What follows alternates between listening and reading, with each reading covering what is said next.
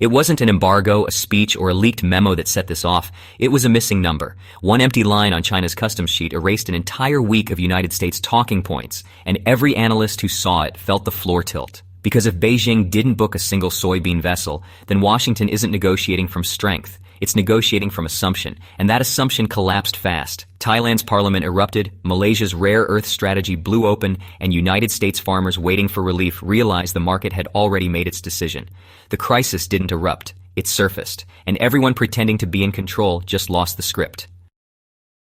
American farmers had entered harvest season expecting relief. The Wall Street Journal reported late last month that cooperatives across Iowa and Illinois were preparing storage expansions in anticipation of renewed Chinese buying. But those expansions now sit empty, and the journal's reporting that Beijing had no current intention of approving rare earth magnet exports to United States defense contractors only deepened the uncertainty.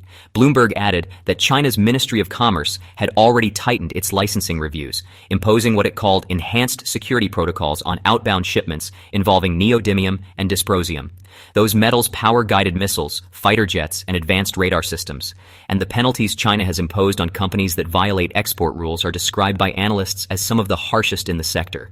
Disruption risk spreads quickly across supply chains. Scott Bessent, appearing outside the Treasury building earlier this month, said he remained hopeful that a formal agreement could be completed by Thanksgiving, though he added that policy outcomes depend on the details Beijing is still reviewing, according to a Financial Times summary of that briefing. That phrasing signaled to markets that the administration was acknowledging what Beijing had not said publicly, that no binding agreement exists yet on minerals, magnets, or agricultural volumes. Why this matters is simple. Commodity flows don't wait for politics, and disruptions cascade faster than negotiations can contain them. Across Asia, governments that signed trade frameworks with Washington are now facing political and economic consequences of their own. Thailand's opposition parties, citing language from the United States-Thai memorandum examined by analysts in Bangkok, argued that the agreement grants Washington priority rights to develop several mining zones in northern Thailand.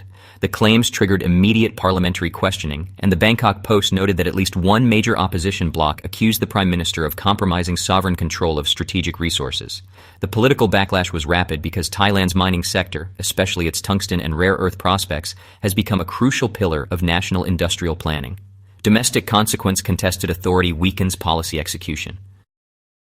Malaysia's government, meanwhile, is navigating an even sharper confrontation after signing a memorandum of understanding with Washington that opposition leaders described as one-sided within hours of release.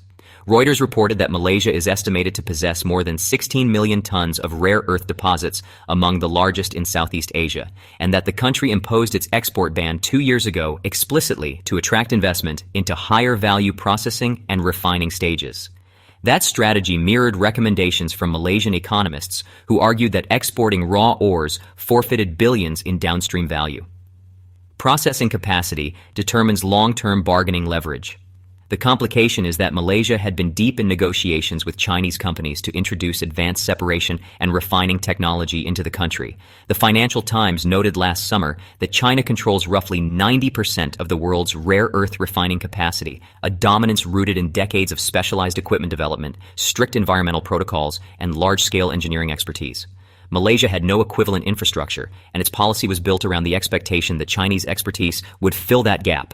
Communities near proposed processing sites were already preparing environmental oversight committees, expecting a long-term China-Malaysia industrial partnership.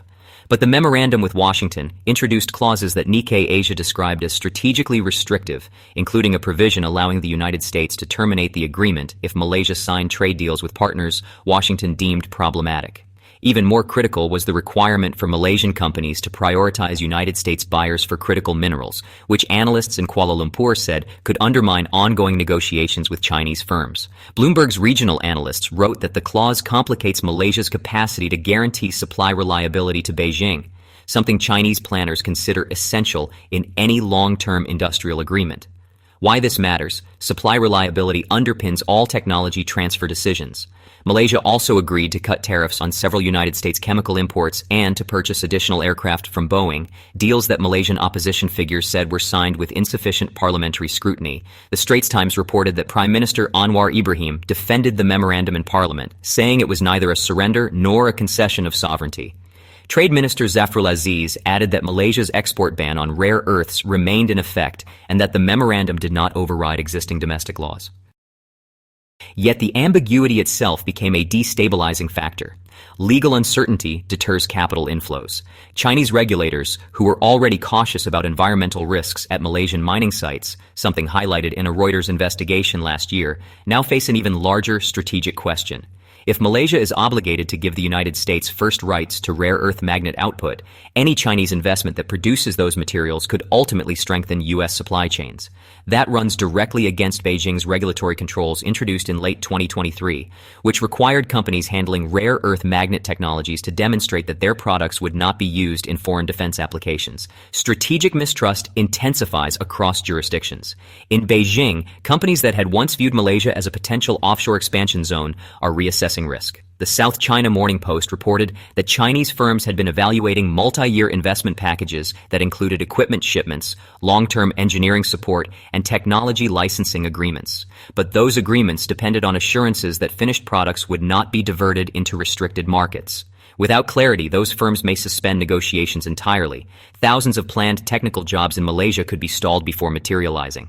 Anwar's recent meeting with China's premier, described by Xinhua as an effort to reinforce bilateral commitments, tried to signal continuity. Malaysian media reported that Anwar urged Chinese investment plans to move forward despite political turbulence. Yet the unspoken tension was visible. If the memorandum's language is binding, Malaysia may be compelled to choose between its largest trading partner and its new commitments to Washington. And if it is not binding, then the memorandum may be politically difficult to defend at home, while also appearing unreliable abroad. Uncertainty becomes a character in its own right. The United States, for its part, faces credibility constraints as markets watch for tangible agricultural flows that still have not arrived. USDA export data published earlier this month showed a decline in United States soybean sales to China compared to the same period last year, contradicting expectations that the new trade dynamics would lift volumes. The agency's grain export report noted a rise in shipments to Mexico and Southeast Asia, but the absence of new Chinese orders widened the stress on United States farming communities. Agricultural demand, really reflects geopolitical alignment. Farm groups across the Midwest, briefing reporters from the Des Moines Register, expressed concern that promised market access may not materialize. One cooperative manager told the paper that farmers locked in storage expecting movement that hasn't come. Reuters added that price volatility increased as traders began discounting the probability of a near-term surge in Chinese buying. Household incomes in farming regions become, collateral to international negotiation cycles. Meanwhile, Beijing continues tightening mineral export controls. China's Ministry of Commerce said in recent days that new licensing reviews for rare earth technologies were part of an industrial security modernization effort. Analysts told the Financial Times that these measures reflect Beijing's concern that its technologies could indirectly support United States defense manufacturing through complex supply chains. Industrial policy, honestly, becomes geopolitical leverage. As the policy space narrows, Thailand, Malaysia, China, and the United States find themselves entangled in agreements whose interpretations are being contested in real time. In Thailand, mining sector unions have joined opposition parties in demanding full disclosure of contract terms. In Malaysia, legal scholars told the New Straits Times that if the memorandum were interpreted as binding, the country could face arbitration challenges if it pursued conflicting agreements with China. Contested agreements elevate dispute risk. The IMF's October Outlook, released earlier this season, warned that geopolitical fragmentation is beginning to influence capital allocation patterns, with emerging economies facing greater uncertainty in technology-intensive sectors. That's why this matters. Rare earth investments are long-term, capital-heavy, and politically exposed, making clarity essential for any firm considering multi-decade commitments. Yet clarity is precisely what each government lacks. Earlier this week, a WSJ editorial noted that trade agreements without verification mechanisms become political statements rather than economic instruments.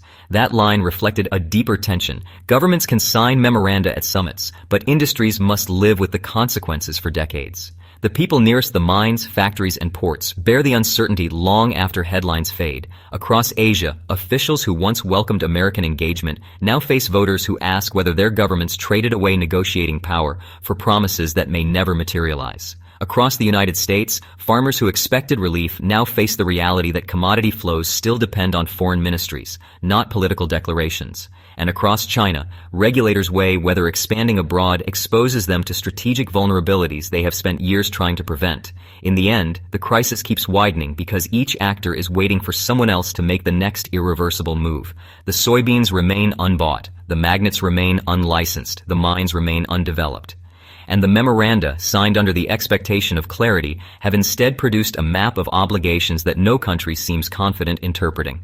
Some stories break because a deal collapses. This one is breaking because the deals are still standing, and every day they stay on the books, the cost of believing them rises. Please like and subscribe. Leave your thoughts in the comments. Your support helps us grow. Thank you.